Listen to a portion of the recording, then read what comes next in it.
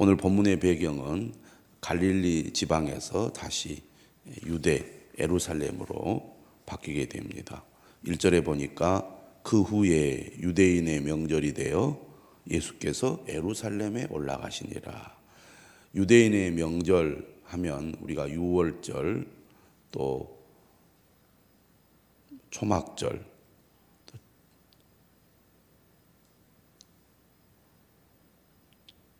3대 명절이 있죠. 맥추절 이렇게 있는데 정확하게 언제인지는 알 수 없지만 아마 초막절이지 않느냐 이렇게 보고 있습니다. 예수님이 명절이 되어서 예루살렘에 올라가셨는데 예루살렘에 있는 양문 곁에 히브리 말로 베데스다라 하는 못이 소개가 되고 있습니다. 예루살렘 성을 들어가려면 여러 개의 문이 있습니다. 그 중에 하나가 양문인데, 양문이라는 말은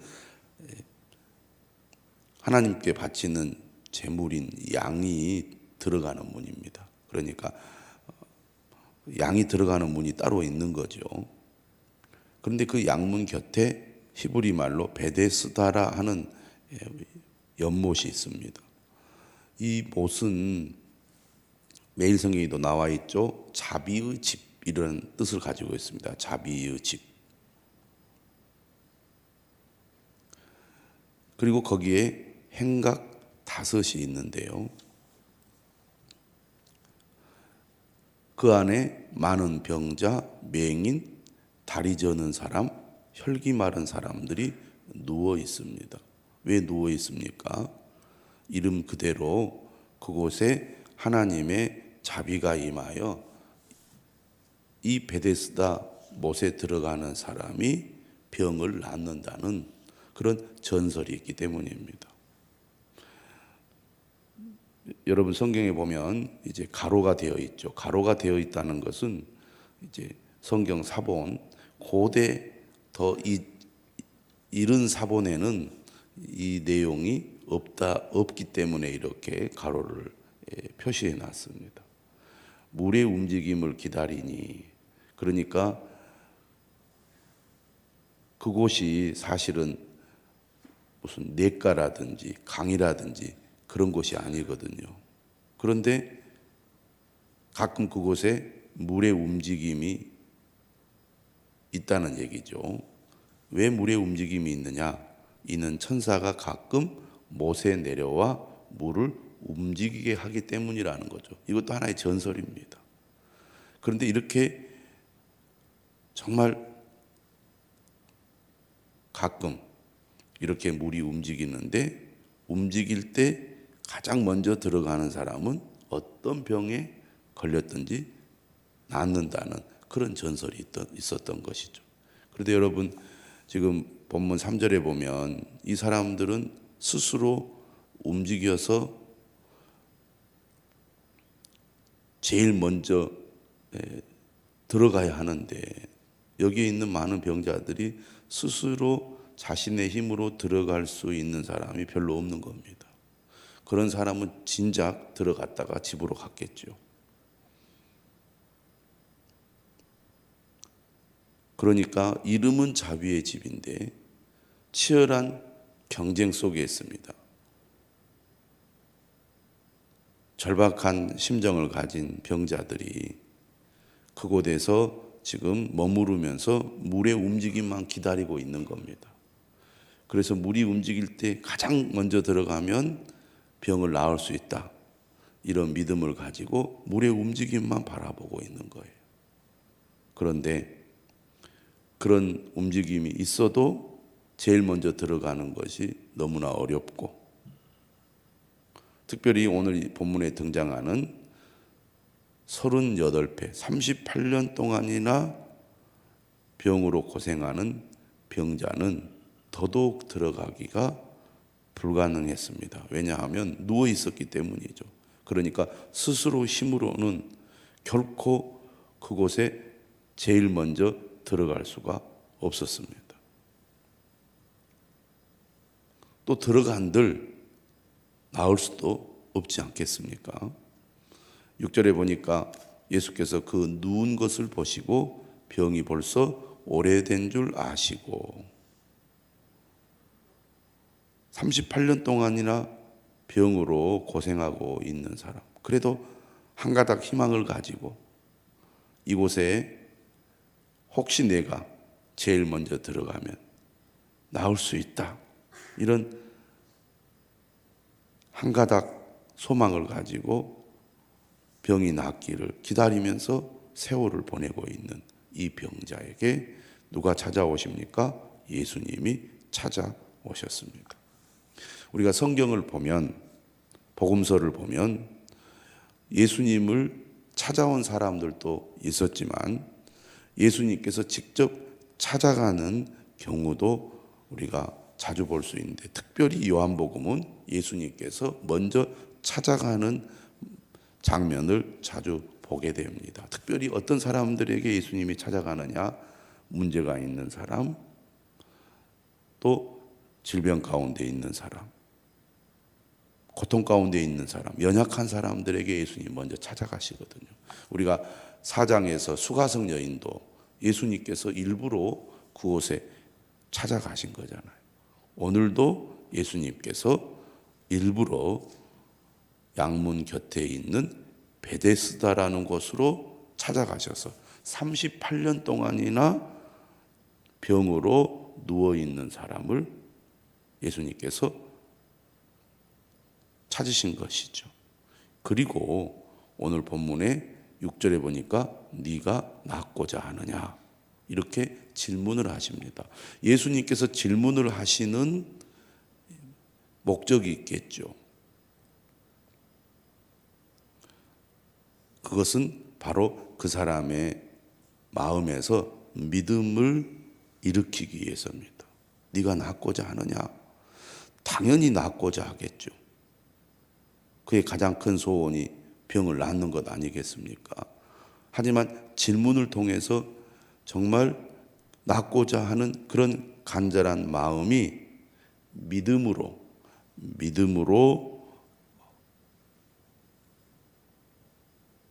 발전하도록 예수님께서 자극을 준다고 하겠습니다. 우리가 신앙생활 할 때 그냥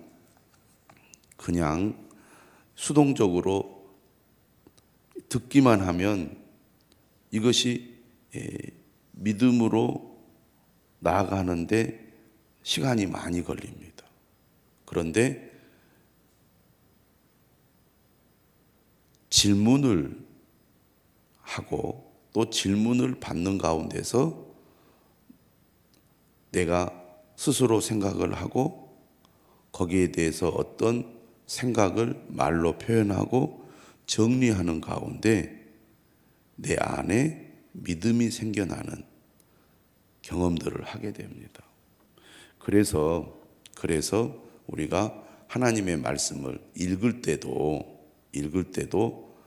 그냥 아무 생각 없이 읽기보다는 읽다가 어떤 말씀이 마음에 부딪힐 때 스스로 질문을 나에게 던져보고 그 질문에 대해서 내가 생각을 하고 그리고 거기에 대해서 내 생각을 말이나 글로 표현하면 그러한 과정 가운데 믿음의 작용이 일어난다는 얘기입니다.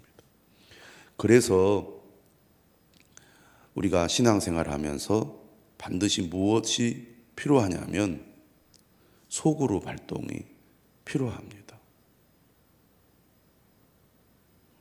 예배를 드리고 말씀을 듣고 끝나는 게 아니라 말씀을 들은 것에 대해서 내가 어떤 은혜를 받았는지 또 무엇을 느꼈는지 또 무슨 고민이 생겼는지를 적어보고 또 다른 사람과 나누는 가운데 믿음이 생겨나고 믿음이 자라게 되고 믿음이 확고하게 된다는 겁니다.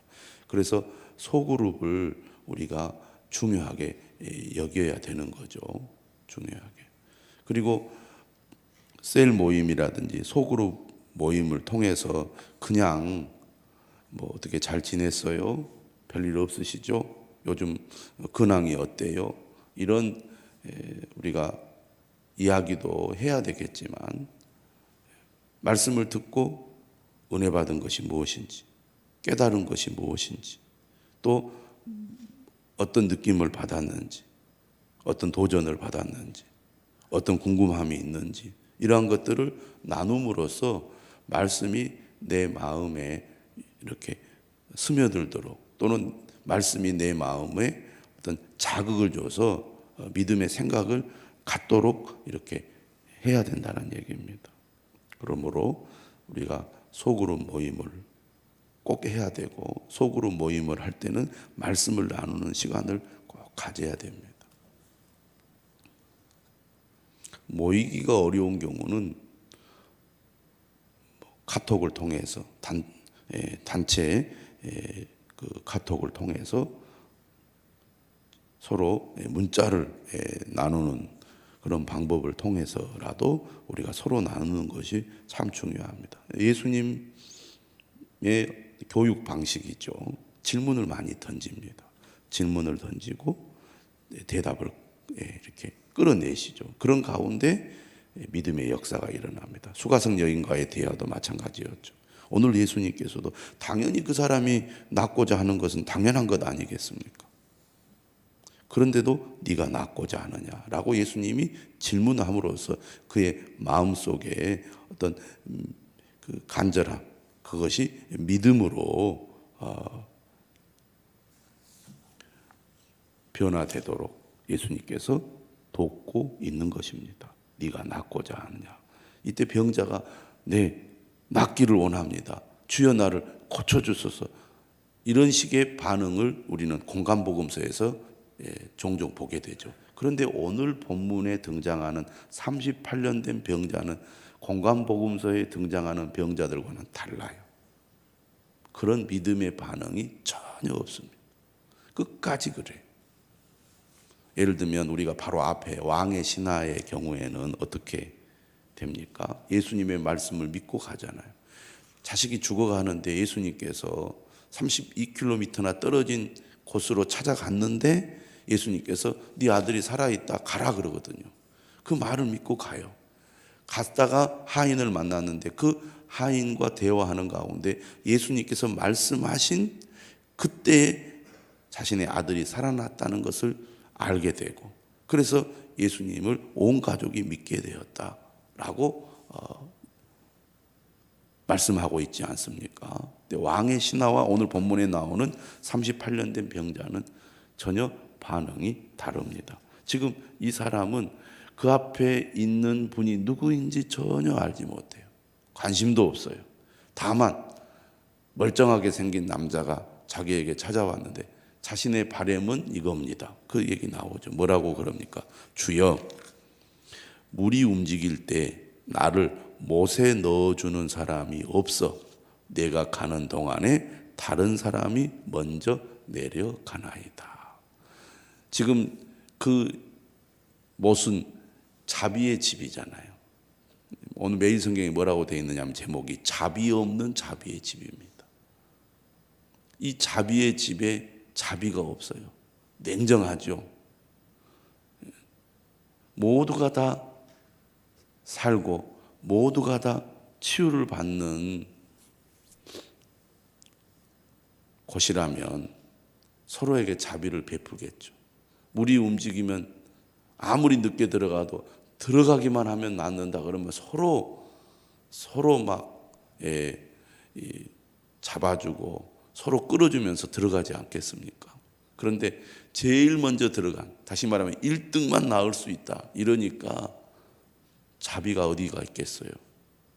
평소에는 서로 막 얼마나 힘드냐, 얼마나 오랫동안 있었느냐, 고생이 많다, 나아야 될 텐데, 그렇게 아마 말을 주고받으면서 한편으로는 신세한탄도 하고 한편으로는 위로도 하고 그랬을 것입니다. 그런데 물이 움직일 때는 인정사정 볼 것이 없는 거죠. 죽기 아니면 살기로 제일 먼저 들어가려고 하지 않겠습니까? 그 중에 제일 거동이 좋은 사람이 들어가게 되겠죠. 그러니 얼마나 무자비한 것입니까? 그러니 이 사람이 바라면 내가 제일 먼저 들어갈 수 있도록 도와주면 좋겠다. 그게 바람인데 누가 언제 그것이 움직일 줄 알고 그 사람을 기다려 주겠습니까? 그럴 사람이 누가 있겠어요? 가족도 그럴 수가 없는 거죠. 그러니 현실은 얼마나 자비가 없는 냉정한 곳입니까?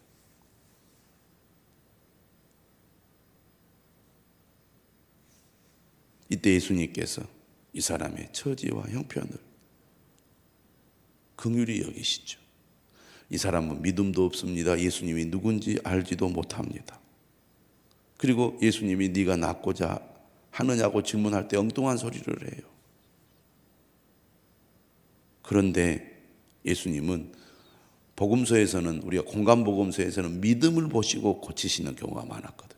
그런데 오늘 본문에는 그러한 것이 없어요.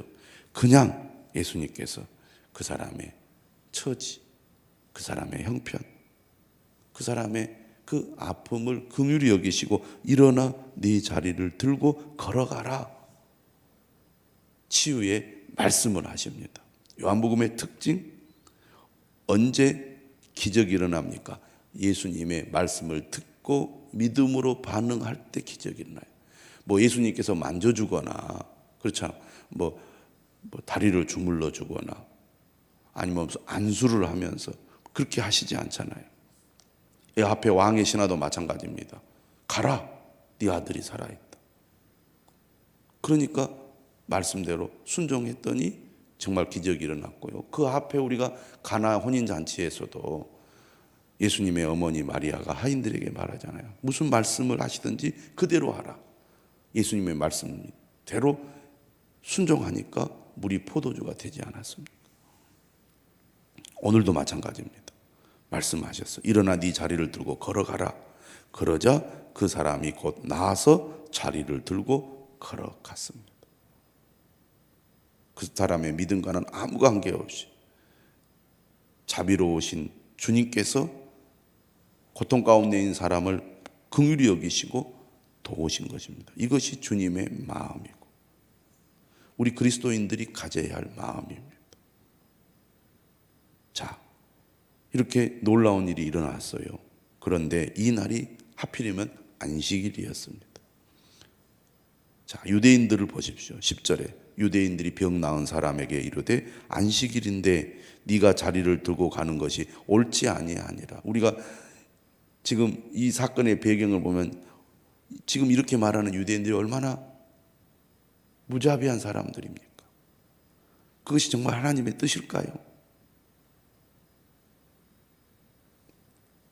안식일에 자리를 들고 가는 것이 안식일법을 어긴 것이라는 말씀이 구약 성경에 있습니까?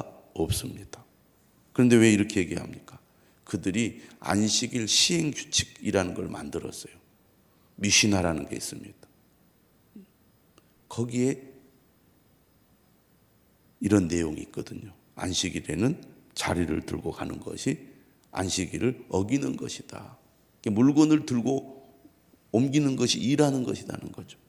지금 이 사람이 38년 동안이나 병으로 고생을 하고 얼마나 고통 가운데 살았겠습니까? 그런데 그가 자리를 들고 간 것이 안식일법을 어겼다고 무자비한 말을 하는 거예요. 율법의 정신이 그게 아닌데 그들은 문구만 중요하게 여기고 그 문구를 어떻게 하면 잘 지킬까? 그런 규칙을 만들어서 그것을 어겼다고 이 사람을 정죄하고 있는 겁니다. 주님의 마음과 심지어 율법을 잘 지키고 있다는 유대인들의 그 간격이 얼마나 큰지를 잘 보여줍니다. 우리도 하나님의 말씀의 중심, 본래의 뜻, 그 정신을 이해하지 못하면 이처럼 하나님의 말씀을 안다고, 믿는다고, 지킨다고 하면서 자비 없는 자가 될 수 있다는 것을 항상 우리가 기억하고 경계해야 할 것입니다. 그들이 물었어요. 너에게 자리를 들고 걸어가라 한 사람이 누구냐? 그러니까 고침을 받은 사람이 뭐라고 말하냐면 그가 누구인지 알지 못한다 그랬어. 그러니까 이 사람은 병을 나았을 때 자기를 고쳐신 분이 누군지 알고 그전에는 믿음이 없었더라도 그의 문제가 해결되었을 때는 자신을 고쳐준 분이 누군지 알아야 될 거 아니에요. 여러분, 신앙생활도 마찬가지입니다. 내가 어렵고 힘든 가운데 교회를 나옵니다. 제발 좀 나를 살려달라고, 고쳐달라고. 그런데 문제가 해결되면은요, 교회를 떠나고 주님을 떠나는 경우가 있습니다. 치유가 믿음으로 다가가는 기회가 되고 계기가 될 수도 있지만 그것과 믿음이 전혀 별개로 나타난 경우가 많이 있다는 거예요. 예수님이 누구인지 알지 못하고 그의 말씀을 듣고 믿음을 갖지 못하면 아무리 내 삶이 달라지고 좋아진다고 해도 그것이 믿음으로 이어지지는 않는다는 얘기죠. 오늘 우리 삶의 현실 가운데도 이런 일들이 얼마나 많이 있는지 모릅니다. 관심은 문제 해결에만 있지, 내 문제를 해결해 주시는 주님, 그리고 내 삶의 근본적인 문제의 해결자이신 예수 그리스도에 대해서는 관심이 없기 때문에 믿음이 생겨나지 않는 겁니다.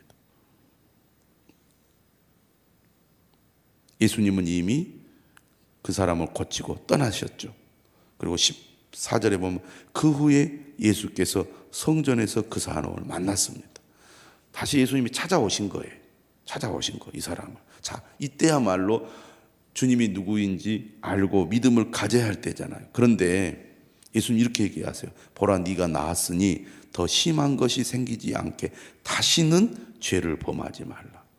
예수님께서 자주 쓰시는 표현입니다.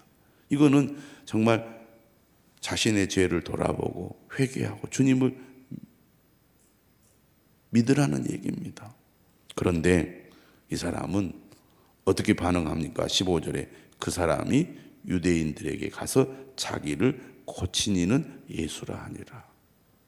내가 나를 고친 사람이 누구인지를 알리는 역할만 한 거예요. 이게 전도냐? 아니면 배반하고 밀고 한 거냐? 학자들은 또 여러 가지로 해석을 합니다. 그러나 전체적인 배경으로 볼 때는 이 사람의 반응은 전혀 믿음의 반응이 아니라는 겁니다. 너 안식을 어겼어. 그 말에 대한 어떤 해명이라고 그럴까요? 이거 내가 한 거 아니다. 예수라는 분이 나를 고친 것이다. 라고 어떤 면에서는 책임을 전가하는 듯한 말을 한 것이죠. 중요한 것은 이 사람이 이런 고침을 받고도 믿음이 생겨났다든지 믿음이 자라게 되었다든지 예수님이 누구인지 정말 그가 확실히 믿게 되었다든지 그런 반응이 없다는 겁니다. 수가성 여인은 예수님을 만나서 대화하는 가운데 점점 예수님이 어떤 분인지 알게 되었고 그리고 결국 예수님의 말씀을 듣고 그리스도라고 믿게 되잖아요. 그런데 이 사람은 그런 게 없었다는 거죠. 예수님이 이 땅에 오셨지만 그들과 함께 계셨지만 예수님이 누구이신지 알지 못하고 믿지 못하는 사람들이 여전히 많이 있다는 얘기입니다. 오늘날에도 마찬가지죠. 병을 낫는 것도 중요하지만 예수님이 누구신지 알고 그를 믿는 믿음을 갖는 것이야말로 가장 중요한데 그것을 갖지 못한다면 이 사람은 여전히 불행한 인생이라고 할 수 있겠습니다. 오늘 우리는 그런 사람이 돼서는 안 되겠습니다.